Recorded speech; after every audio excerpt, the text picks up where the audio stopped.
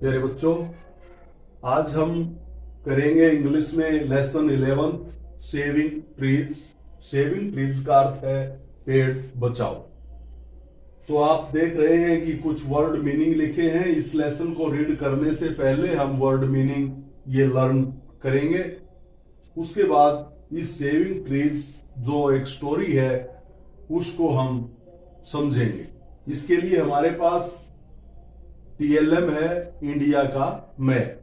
India के map में इस घटना कहां से ली गई है, उस घटना का जो है इस TLM में, इंडिया के मैप में हम, जैसे ये जो है भारत का उत्तरी भाग है, इस उत्तरी भाग में क्या है, हिमालय पर्वत है। कौन सा पर्वत? हिमालय। हिम जमा में आलय, बर्फ से ढका हुआ। हिम का अर्थ होता है बर्फ और आलय का मतलब होता है घर। तो यह जो पर्वत है, पहाड़ है, हिमालय जो पर्वत है, यह हिम यानी बर्फ से ढका हुआ है और ये भारत के उत्तर में जो है स्थित है। और भारत की यानी उत्तर से चीन की तरफ से, जैसे ऊपर चीन है तो उससे उसकी रक्षा करता है। तो इस प्रकार से हम इस पाठ के आधार पर हम इसमें बताएंगे कि जो हिमालय पर्वत है इसको 3 भागों में बांटा गया है। जैसे इधर जम्मू कश्मीर है, जम्मू कश्मीर हिमालय, और ये जो है कुमायूं हिमालय, कुमायूं हिमालय, और यहां जो है असम हिमालय के नाम से इसको जाना जाता है। हिमालय का अध्ययन करने के लिए, और कुमायूं हिमालय को बोला जाता है गढ़वाल हिमालय।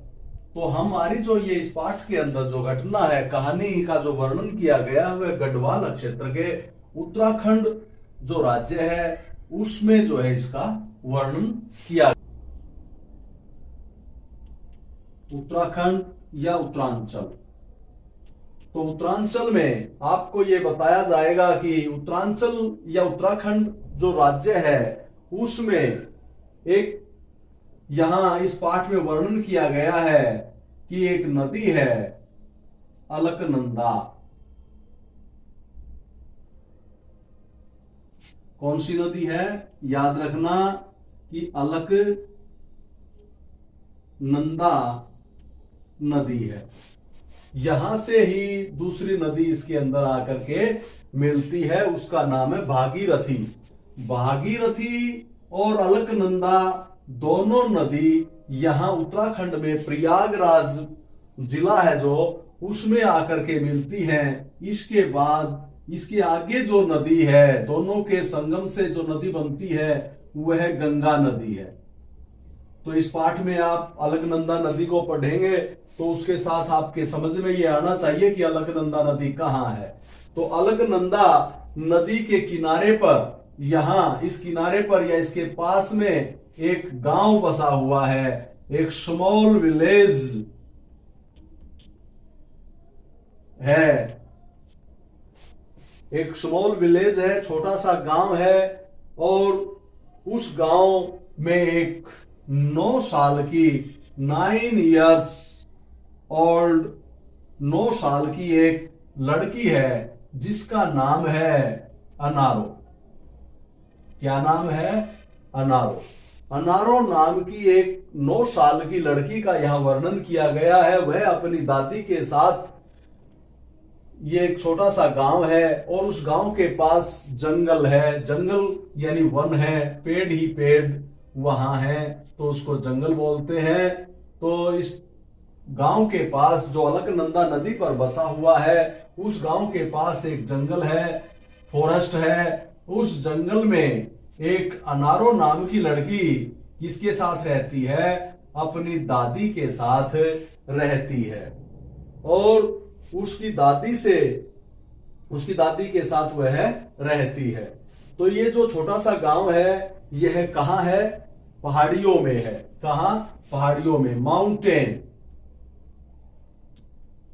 माउंटेन विलेज है यो, यानी पहाड़ियों में इसके गांव के जो है ये सारा पहाड़ी क्षेत्र है, तो ये माउंटेन में जो है ये गांव है, और ये अलकनंदा नदी के किनारे पर यह एक छोटा सा गांव है। इस गांव में के पास एक जंगल है, और उस जंगल में जो है पेड़ हैं ASHS। एस के जो पेड़ होते हैं वह लंबे और छायादार जो है पेड़ हैं इस जंगल में, जैसे हमारे नीम के हैं, शीशम के और बड़ पीपल ऐसे हैं। तो उन पहाड़ी क्षेत्रों में एस फर, जिसको हिंदी में बोलते हैं, वे पेड़ हैं। जैसे इनकी हाइट सफेदे की तरह बहुत ऊंची होती है, और उसके जो पत्ते हैं या जो टहनियां हैं वो नरम टहनियां हैं। उनको जो है वहां के जो जीव जंतु या जो भी एनिमल्स हैं वे उनको चारा के रूप में भी उनको खाते हैं, प्रयोग करते हैं, और लकड़ी के तौर पर भी जलाने के लिए उसकी लकड़ी का प्रयोग करते हैं। घरों में जो है या इमारतें बनाने में, घरों में भी उन लकड़ियों का प्रयोग किया जाता है, और खेतों में भी अनेक प्रकार के जो कृषि उपकरण हैं वे भी इन पेड़ों से बनाए जाते हैं। तो इस प्रकार से वहां के लोगों को ये जो पेड़ है, ये जंगल है, उनकी रोजी रोटी का एक साधन है। तो अनारो जो लड़की है, इस अनारो ने अपनी दादी से बहुत कुछ सुना था, बहुत कुछ इसकी दादी जो है इसको अनारो को बताती थी कि पेड़ इस धरती को सुंदर बनाते हैं। पेड़ जो है इस धरती के लिए, इस मानव के लिए या इस पूरी सृष्टि के लिए पेड़ जो है कितने महत्वपूर्ण है। उन पेड़ों से हमें ऑक्सीजन मिलती है, इमारतें बनाने के लिए लकड़ी का हम प्रयोग करते हैं, फर्नीचर का प्रयोग करते हैं, इनसे दवाइयां मिलती हैं। तो अनेक प्रकार का इनको जलाने के नाम पर यानी ईंधन के रूप में हम इनको प्रयोग करते हैं, पशुओं को हम इनको चराते हैं। तो इस प्रकार से ये जो पेड़ पौधे हैं ये हमारे बहुत ही काम के हैं, हमारे लिए बहुत ही उपयोगी हैं। फिर धीरे धीरे वहां जो है इन उद्योग धंधे जैसे लगने से, फैक्ट्रियों से वो भूमि जो है अधिग्रहण करने से वहां जो है फिर कुछ पेड़ पौधे बाहर के लोग आकर के काटने लगे। तो इस प्रकार से अनारो की दादी उसको ये भी बताती थी कि इस प्रकार से ये जो है पेड़ पौधे कटने से मिट्टी का अपरदन होता है। पेड़ पौधे नहीं होंगे तो मिट्टी अपरदन होगा, यानी भूस्खलन होगा, यानी मिट्टी का कटाव हो जाता है, और ये जो है फिर यहाँ पर बाढ़ वगैरह भी आ जाएंगी। तो ऐसा उसकी दादी ने उसने पहले सुना था। इसके आधार पर फिर कुछ समय बाद वहां रहते रहते एक बार क्या हुआ, जो इस पाठ में बताया गया है कि बहुत जोर से वर्षा होने लगी, और उस वर्षा से क्या हुआ कि वो पेड़ जो है उस तूफान से, आंधी से, उस बरसात से मिट्टी का जो कटाव हुआ, मिट्टी का जैसे ये पेड़ खड़ा है तो अगर ये मिट्टी यहाँ से खिसक जाती है तो पेड़ जो है गिर जाएंगे। बाढ़ आ गई, और उस बाढ़ में हजारों लोग जो है वहां उस पानी में बह गए, और उस अनारो की जो दादी थी वह भी उस पानी में ही बह गई। तो इस प्रकार से कुछ समय बाद जब लोगों को उस बाढ़ के बारे में, जो फलन होती है, फ्लड बाढ़, जब पानी का बहाव बहुत तेज हो जाता है, जन माल की हानि होती है उससे, तो उसको बोलते हैं, यानी पानी का जो तेज भाव है फ्लड बोलते हैं। वो फ्लड आई, और फ्लड के बाद लोगों ने उसको वहां ये भी पता चला कि ये बाढ़ क्यों आती है। तो प्यारे बच्चों, आपको भी पता होना चाहिए, जब बाढ़ आती है तो बरसात यानी वर्षा अधिक मात्रा में होती है, और उस अधिक वर्षा होने से बाढ़ आती है। और बाढ़ से जो नुकसान क्यों होता है, जहां पेड़ पौधे नहीं हैं या पेड़ पौधे कम हैं तो वो मिट्टी भी जो है खोखली हो जाती है, भूस्खलन होता है, और वो जो है जितने पेड़ पौधे भी है वो भी जो है उसके साथ बह करके चले जाते हैं, और मिट्टी भी जो है कटाव होता होता आगे चला जाता है। अगर पेड़ पौधे अधिक होंगे तो वो पानी जो है उस मिट्टी का अपरदन नहीं कर पाएगा। तो इस प्रकार से उनको पता चल गया कि जो ये पेड़ों का जो अंधाधुंध जो कटाई हो रही है वहां, उसके कारण उस जो पहाड़ी एरिया है उसके अंदर जो है मिट्टी का कटाव हुआ और उससे जो है उनकी झोपड़ियां, उनके घर जो है गिर गए और इतना जो है जनमाल का नुकसान हुआ। तो इसके साथ एक चीज और भी है कि फिर कुछ समय बाद, उस बाढ़ के बाद, नुकसान होने के बाद लोगों को समझ में भी आ गया था कि ये जो है पेड़ पौधों को हमें काटना नहीं चाहिए। कुछ समय बाद की घटना फिर बताई गई है कि अनारो जब उस जंगल में रहती थी तो वहां बहुत से लोग फैक्ट्रियों से या किसी भी बाहर के लोग उन पेड़ों को काटने के लिए आए और अनारो ने जो है गांव में जाकर के लोगों को, वहां की जो महिला सरपंच जो थी,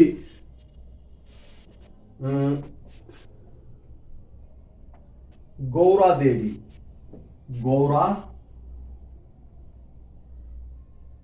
देवी वहां की जो सरपंच थी, उस गांव की जो मुखिया थी, उसको जाकर के अनारों ने सूचना दी कि भी अब दोबारा भी बहुत से लोग ट्रकों में भर करके आए हैं और वो जो है इन पेड़ों को फिर काटेंगे, फिर बरसात आएगी और फिर ऐसे ही बाढ़ आएगी और उस बाढ़ से फिर ऐसे ही जो है नुकसान होगा। तो इस प्रकार से उस अनारों ने जो है सचेत होकर के, और उसने समझ लिया था कि पेड़ों को नहीं काटना चाहिए, पेड़ों को बचाना चाहिए, तो वह अपनी सरपंच के पास, गौरा देवी के पास गई और गौरा देवी ने अनेक महिलाओं को गांव की इकट्ठा किया और वे जो है वहां पेड़ों के साथ क्या किया, चिपक गए कि पेड़ों को नहीं काटने देंगे, पेड़ों को हम काटने नहीं देंगे। तो इस प्रकार से वो महिलाएं वहां पेड़ों से चिपक गई, तो उसको बोलते हैं चिपको आंदोलन। तो अनारों के आह्वान पर वहां की गौरा देवी जो महिला थी, उसके ने चिपको आंदोलन चला करके इन पेड़ों को देवी के नेतृत्व में जो है यह आंदोलन चलाया। यह उत्तराखंड के गढ़वाल क्षेत्र में, जो आपको समझा दिया गया है कि ये अलकनंदा नदी के किनारे पर एक छोटा सा गांव था, उसमें जो जंगल था उसको बचाने के लिए, उस पेड़ पौधों को बचाने के लिए 1973 में अनारो देवी एक छोटी सी लड़की के आह्वान पर गौरा देवी के नेतृत्व में यह चिपको आंदोलन चलाया। इससे पहले भी आपने इतिहास में समझा होगा चिपको आंदोलन। चिपको आंदोलन, चिपको आंदोलन कब चला था? सबसे पहले 1730 में जोधपुर के खेजड़ी में, खेजड़ी जो है जोधपुर में आता है, जोधपुर जिला है राजस्थान में, वहां 1730 में चिपको आंदोलन चलाया था। अमृता देवी, अमृता देवी जो बिश्नोई समाज से संबंध रखती थी, उसने जो है वहां के जो राजा था उसके द्वारा आसपास के क्षेत्रों में अपने फायदे के लिए अंधाधुंध जो है पेड़ों की वह कटाई कर रहा था। तो अमृता देवी एक समाज सेवी थी और उसने जो है अनेक महिलाओं को साथ लेकर के इसी तरह से पेड़ों से चिपक करके जो है उन पेड़ों को बचाया था कि पहले उनकी हत्या करो, फिर पेड़ों की हत्या या पेड़ों को आप काट सकते हो। तो इस प्रकार से अनेक लोगों को, अनेक महिलाओं को जो है उन्होंने साथ जोड़ा और लोगों को जागरूक किया और पेड़ों को जो है बचाया। तो उस आंदोलन को चिपको आंदोलन के नाम से जाना जाता है, जो 1730 में खेजड़ी में जोधपुर में अमृता देवी द्वारा चलाया गया था। उसी तरह की यह घटना है 1973 में, जो उत्तराखंड के गढ़वाल क्षेत्र में अनारो देवी के आह्वान पर गौरा देवी ने चलाया। तो इस पूरे पाठ से हम क्या समझेंगे कि सेविंग ट्रीज, पेड़ बचाओ, पेड़ों को बचाना अति आवश्यक है, क्योंकि यह हमारी जो ये धरती है, धरती की भी रक्षा करते हैं। अब आप इसने पाठ में पढ़ लिया कि जब ज्यादा से ज्यादा पेड़ पौधे होंगे तो बाढ़ या भूस्खलन इत्यादि नहीं होगा, जनमाल का नुकसान नहीं होगा। और इसके साथ साथ पेड़ पौधे हमें जो है ऑक्सीजन देते हैं, पेड़ पौधे लकड़ी देते हैं, पेड़ पौधों से दवाइयां मिलती हैं, पेड़ पौधे छाया देते हैं, पेड़ पौधे अनेक सभी जीव जंतुओं का सहारा है। तो इस प्रकार से ये जो सृष्टि, ये जो धरती है, वो अधिक से अधिक जब पेड़ पौधे होंगे, इसी कारण से ये धरती जो है बची हुई है। तो इस प्रकार से प्यारे बच्चों, हमने इस पाठ से यही शिक्षा मिलती है कि ज्यादा से ज्यादा पेड़ लगाने और ज्यादा से ज्यादा हमने पेड़ों को बचाने का प्रयास करना है। इसके बाद हम इस पाठ की रीडिंग करेंगे।